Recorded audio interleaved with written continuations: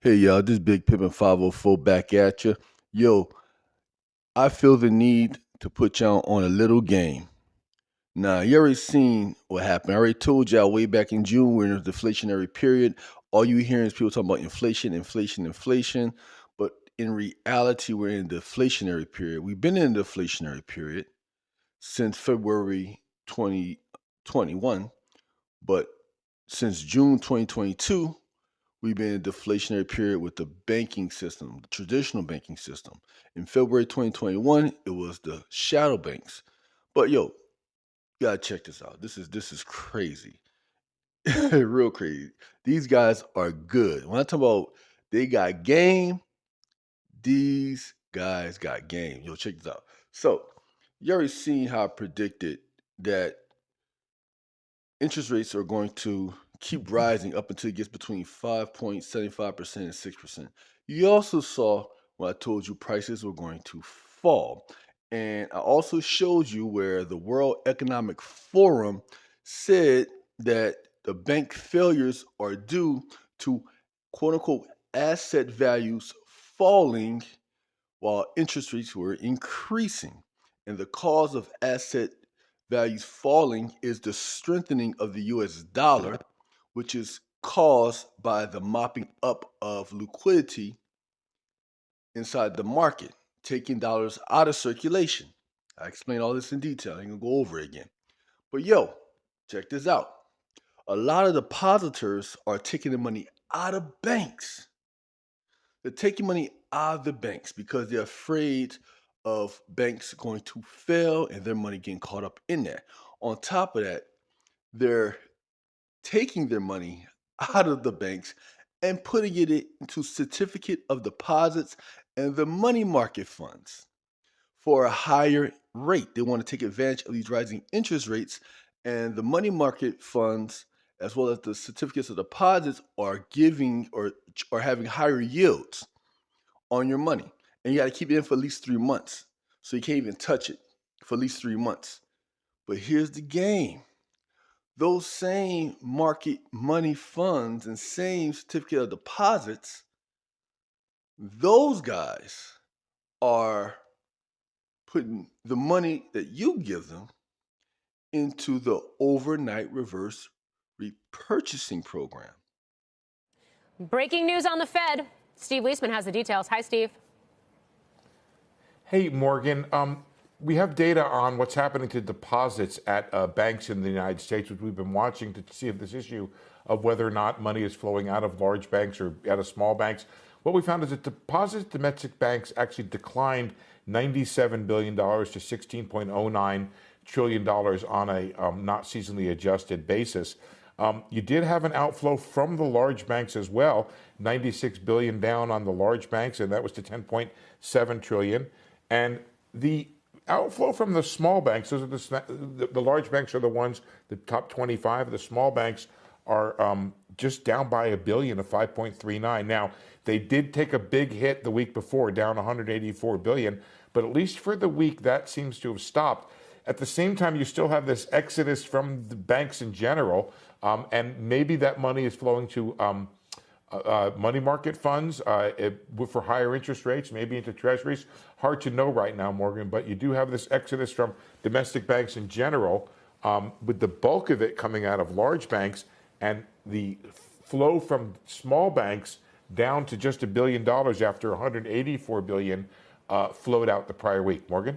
Okay.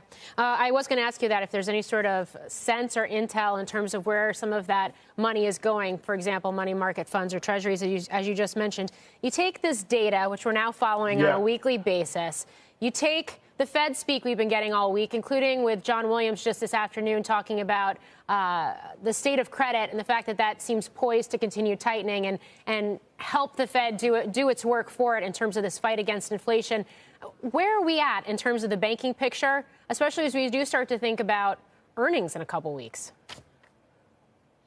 So I'm sorry if it's a bit of a cop-out, Morgan, but it's early days. And I think that was best exemplified by what John Williams said today. He said he has concern about this, as other Fed officials have as well. But they don't know the extent of what's going to happen here. There is an issue of credit tightening. and whether or not credit tightening takes the place of interest rate hikes. I'm not sure, though, Morgan, I think this is something to ask our esteemed analysts, whether or not that's the kind of trade-off that's a positive trade-off. It's like, hey, they're not raising as much. But hey, they're not raising as much because banks aren't lending, inflation is falling because overall economic activity and investment is falling. So I'm not sure that's the rosiest environment. Certainly not for all stocks, maybe for some select stocks. And while you were asking the question, I did pull up the money market data, which we got the other day, Morgan. 65 billion flowed into money markets to a record 5.19 trillion. And that's after, I'll tell you the total over the last 3 weeks of data, $304 billion has flowed into money markets. So that's people saying, you know what? I'm not earning nothing on my bank account. I can go over here to money markets. Now, of course, those are not insured deposits. At the same time, the liability side on that deposit, the asset side of that deposit are short-term money market, short-term government T-bills, usually all short-term paper. So people have a sense of security in those money markets. But again, they're not FDIC insured. That's a key point to make, Steve Leisman. Thank you. In which the Federal Reserve would borrow their money and give them a higher yield than other money market dealers would give, creating the floor. And that right there is where the hedge funds, the shadow banks, are getting their liquidity taken away from. Not really taken away, they're giving it away. But I mean, again, it's a great deal. How would you not? But those guys in which you're giving your deposits to, you're taking money out of the banks, giving it to these money market dealers or money market funds, or even these hedge funds or whoever these non-bank lenders are, they're lending their money to the Federal Reserve. And in return, not only getting a higher yield, but they're also getting treasury bonds as an asset to hold for collateral for the money that the Federal Reserve is borrowing from them. So, with that being said, they're still taking money out of circulation, those two ways, using those two tools, and he still got you both ways. So no matter which way you go, gotcha, bitch. So I just got to go ahead and spit you on game with that one. And these guys are good. These guys are the ultimate tricksters because they already know how you're going to respond. And they're already prepared for it. You take your money out of the banks because you're afraid they're going to fail, but you also want to get a higher yield on your cash. So you bring it to these money market funds as well as these certificate of deposits, but the people who control or own those money market funds and certificate of deposits are giving their money to the same Federal Reserve so they can get a higher yield on their money that you're lending to them. So yeah, the game is cold, but you know, the game is to be sold, not to be told, but I'm telling you any fucking way. So that's how it is over here in the Pimp Report. You heard me? All right, just want to go ahead and give you that little nugget. Y'all keep it pimping. I sit tall, got straight out aim. I can't tell who I became. What's my name? Gave me all the pale, this round on my brain. Look, my rest is plain Jane.